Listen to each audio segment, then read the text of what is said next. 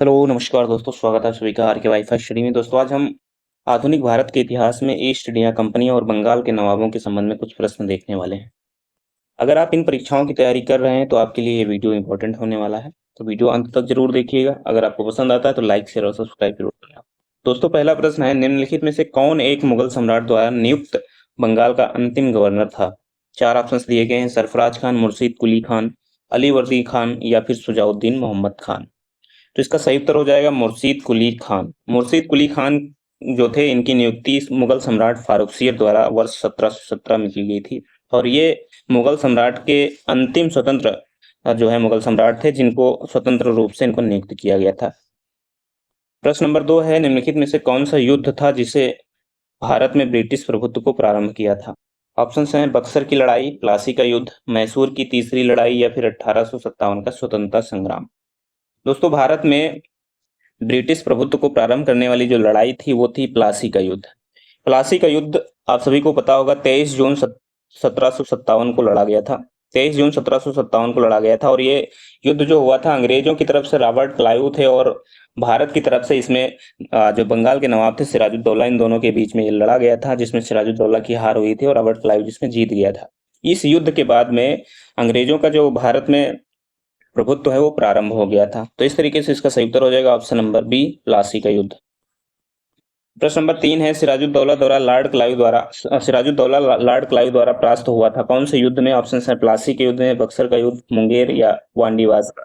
तो अभी हमने बताया कि रॉबर्ट क्लाइव और सिराजुद्दौला के मध्य में प्लासी का युद्ध हुआ था 1757 में। तो इसका सही उत्तर हो जाएगा ऑप्शन नंबर ए। प्रश्न नंबर 4 है, भारतवर्ष में ब्रिटिश साम्राज्य का संस्थापक कौन था? ऑप्शन है Warren Hastings, Lord Amherst, Lord Clive, Robert Clive या फिर लॉर्ड विलियम बेंटिंग। भारतवर्ष में ब्रिटिश साम्राज्य का संस्थापक रॉबर्ट क्लाइव को माना जाता है, क्योंकि इसने सबसे पहले 1757 में प्लासी का युद्ध जीता था। उसके बाद ही ब्रिटिश साम्राज्य का प्रभुत्व भारत पर स्टार्ट हुआ था। तो ऑप्शन नंबर सी इसका सही उत्तर हो जाएगा। प्रश्न नंबर 5 है, निम्नलिखित में से किसे स्वर्ग से उत्पन्न सेना नायक कहा गया? ऑप्शन हैं अल्बुकर्क को, रॉबर्ट क्लाइव को, फ्रांसिस डुप्ले को या लॉर्ड कॉर्नवालिस को। रॉबर्ट क्लाइव को जो है भारत में स्वर्ग से उत्पन्न सेना नायक कहा गया था और ये कथन है पिट का। यह कथन पिट का है, उन्होंने ही कहा था कि वह स्वर्ग से उतरा हुआ जनरल था। तो इस तरीके से इसका सही उत्तर हो जाएगा option number B, Robert Clive.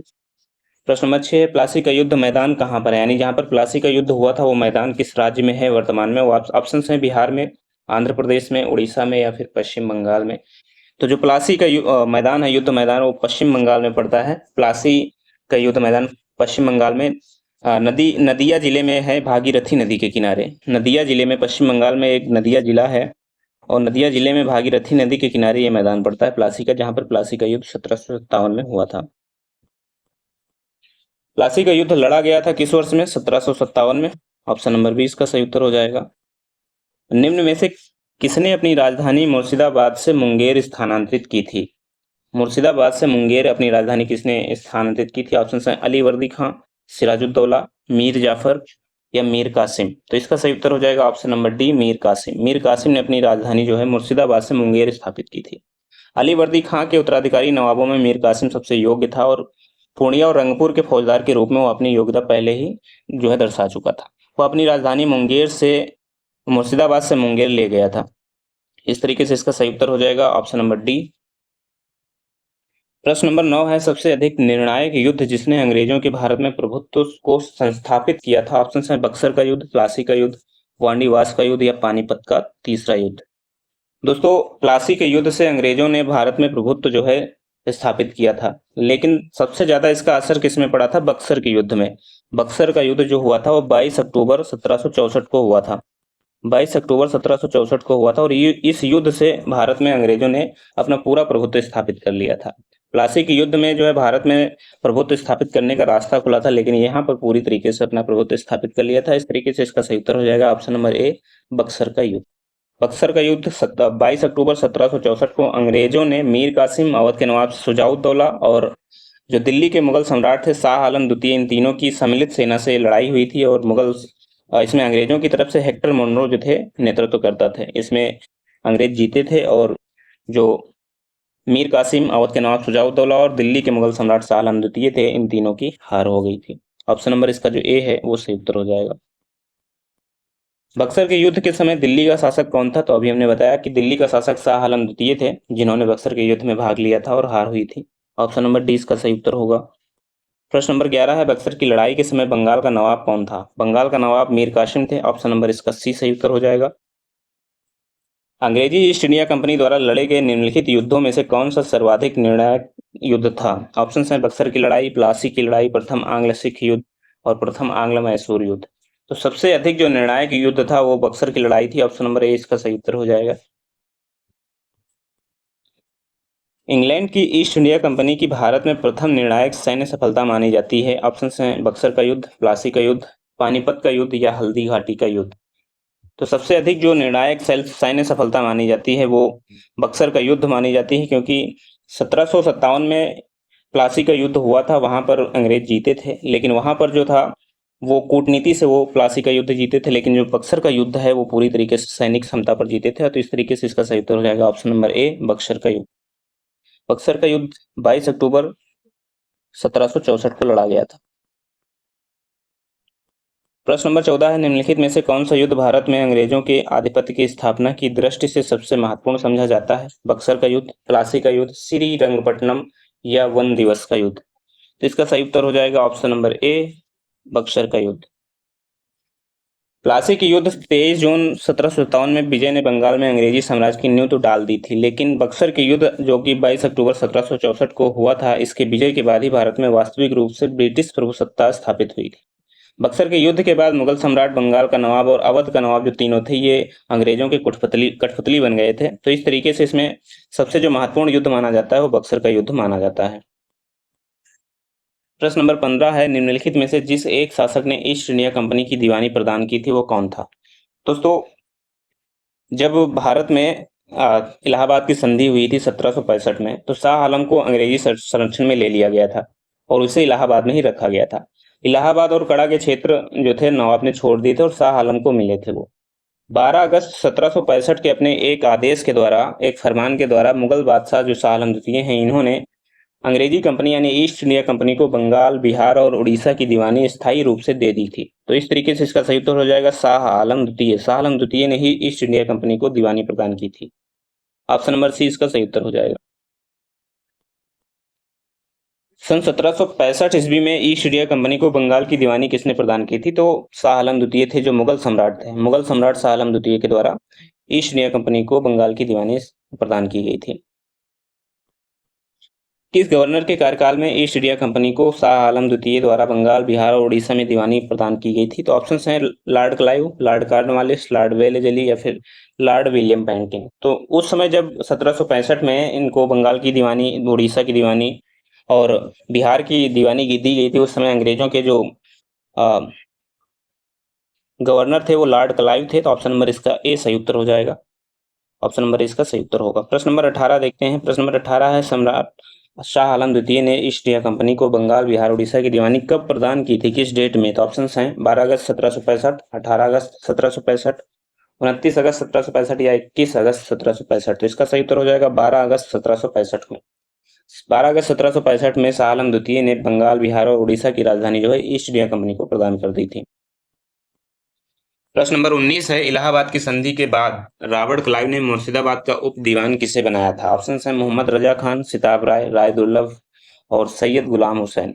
तो दोस्तों, इलाहाबाद की संधि जो कि 1765 में हुई थी, उसके बाद में रॉबर्ट क्लाइव ने मुर्शिदाबाद का दीवान जो है मोहम्मद रजा खान को बनाया था। तो ऑप्शन नंबर इसका सी सही उत्तर हो जाएगा, ए सही उत्तर हो जाएगा, मोहम्मद रजा खान। सिताब राय को बिहार का उप दीवान बनाया गया था, ये भी याद रखिएगा, बिहार का उप दीवान भी पूछा जा सकता है। तो सिताब राय को बिहार का उप दीवान बनाया गया था। प्रश्न नंबर 20 है, वर्ष 1765 में दीवानी प्रदान किए जाने के बाद ब्रिटिश सबसे पहले निम्नलिखित में से किस पर्वतीय जनजाति के संपर्क में आए थे? किस पर्वतीय जनजाति के संपर्क में आए थे, ये बताना है। तो दोस्तों, जब 1765 में इनको दीवानी मिली थी, कहाँ की? बंगाल, बिहार और उड़ीसा की। उसके बाद में अंग्रेजों द्वारा सिलहट की दीवानी प्राप्त की गई और बर्मा युद्ध के बाद स्काट द्वारा, उस समय स्काट थे, सिलहट को जयंतिया और गाड़ी पहाड़ियों, जो गारो पहाड़ियां थी, उनके क्षेत्रों से जोड़ने के लिए सड़कों का निर्माण किया जाना था, यानी सड़क बनानी थी। कहाँ तक? जयंतिया से गारो पहाड़ियों के बीच में। जिसके विरोध स्वरूप इन पहाड़ियों पर रहने वाली खासी जनजातियों के लोगों ने अपने नेता जो तीरथ सिंह थे उनके नेतृत्व में विरोध किया था। तो इस तरीके से इसका सही उत्तर हो जाएगा ऑप्शन नंबर बी। खासी जो जनजातियां थी इन्होंने ही सबसे पहले, पर्वतीय जनजातियां थी जिनके दीवानी प्रदान किए जाने के बाद सबसे पहले इन्होंने अंग्रेजों के संपर्क में आने में विरोध किया था। प्रश्न नंबर 21 है, 18वीं शतक में भारत में लड़े गए युद्धों का निम्नलिखित में से सही कालानुक्रम कौन सा होगा, यानी इनको समय बताना है कौन सा युद्ध कब लड़ा गया था। तो दोस्तों इसमें देखिए कौन कौन से युद्ध बताए गए हैं। वांडीवास का युद्ध, बक्सर का युद्ध, अंबर का युद्ध और प्लासी का युद्ध। ये 4 युद्धों के विषय में बताया गया।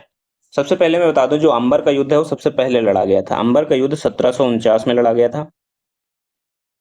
उसके बाद में 1757 में प्लासी का युद्ध लड़ा गया। फिर आपका बक्सर का 1764 में लड़ा गया था। और वांडीवास का युद्ध जो है 1760 में लड़ा गया था। यानी सबसे पहले आएगा आपका अंबर का युद्ध, फिर आएगा आपका प्लासी का युद्ध, उसके बाद आएगा आपका वांडीवास और लास्ट में आएगा आपका बक्सर का युद्ध। तो अंबर का युद्ध सबसे पहले ऑप्शन नंबर बी में दिया गया है, फिर प्लासी का युद्ध, फिर वांडीवास का युद्ध और फिर बक्सर का युद्ध। ऑप्शन नंबर इसका जो बी है वो सही उत्तर हो जाएगा। ऑप्शन नंबर बी इसका सही उत्तर हो जाएगा। अंबर का युद्ध 1749 में लड़ा गया, प्लासी का युद्ध 1757 में लड़ा गया, वांडीवास का युद्ध 1760 में और बक्सर का युद्ध 1764 में लड़ा गया। इस तरीके से इसका सही उत्तर हो जाएगा ऑप्शन नंबर बी। प्रश्न नंबर 22 है, वांडीवास के युद्ध जो कि 1760 में लड़ा गया था वो किसके मध्य में हुआ था, कौन हारा था। ऑप्शन है, फ्रेंच ने ब्रिटिश को हराया था, ब्रिटिश ने डच को हराया था, ब्रिटिश ने फ्रेंच को हराया था या डच ने ब्रिटिश को हराया था। तो दोस्तों जो वांडीवास का युद्ध 1760 में हुआ था, 22 जनवरी 1760 में, इसमें अंग्रेज और फ्रांसीसियों के मध्य में युद्ध लड़ा गया था। और इस युद्ध में अंग्रेजी सेना जो है वो आयरकोट के नेतृत्व में आगे बढ़ रही थी, जबकि फ्रांसीसी सेना जो थी वो जो फ्रांसीसी जो सेना थी वो काउंट डी लाली के नेतृत्व में आगे बढ़ रही थी। इसमें जो अंग्रेजी सेना थी वो जीत गई थी और फ्रांसीसी सेना हार गए थे, यानी फ्रांसीसी पराजित हो गए थे। तो ऑप्शन इसका सही हो जाएगा, ब्रिटिश ने फ्रेंच को हराया था। ऑप्शन नंबर सी इसका सही उत्तर हो जाएगा। प्रश्न नंबर 23 है, निम्नलिखित में से कौन सा युग्म सही सुमेलित है। ऑप्शन है, बक्सर का युद्ध मीर जाफर और क्लाइव के बीच हुआ था, तो ये गलत हो जाएगा। मीर जाफर जो था वो क्लाइव का हितैषी था, ये गलत हो जाएगा। ऑप्शन नंबर बी है, वांडीवास का युद्ध फ्रांसीसी और ईस्ट इंडिया कंपनी के बीच हुआ था, तो ये सही हो जाएगा। ऑप्शन नंबर बी सही हो जाएगा। इसमें फ्रांसीसियों का हार हो गई थी और ब्रिटिश जीत गए थे। चिलैयावाला का युद्ध डलहौजी के विरुद्ध मराठों के समय हुआ था। दोस्तों चिलैयावाला जो युद्ध हुआ था वो 13 जनवरी 1849 को लड़ा गया था। इस युद्ध में अंग्रेजी सेना और जो सिख सेना थी इनके बीच में ये युद्ध लड़ा गया था, मराठों के बीच नहीं लड़ा गया था। तो सी वाला भी गलत हो जाएगा, यानी ए भी गलत है, सी भी गलत है, बी अभी तक सही है। खुर्दा का युद्ध निजाम ईस्ट इंडिया कंपनी के खिलाफ हुआ था। जो खुर्दा का युद्ध हुआ था वो 1795 में लड़ा गया था, 1795 में लड़ा गया था। इसमें निजाम के विरुद्ध मराठों द्वारा लड़ा गया था। निजाम और मराठों के बीच में ईस्ट इंडिया कंपनी इसमें नहीं थी, तो ऑप्शन नंबर जो डी है ये भी गलत हो जाए।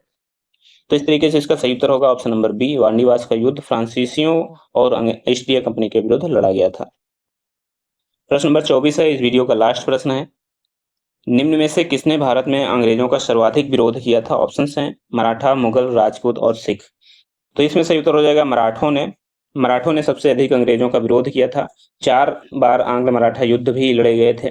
मुगल साम्राज्य के खंडरों पर मराठों ने अपना साम्राज्य जो है बना लिया था।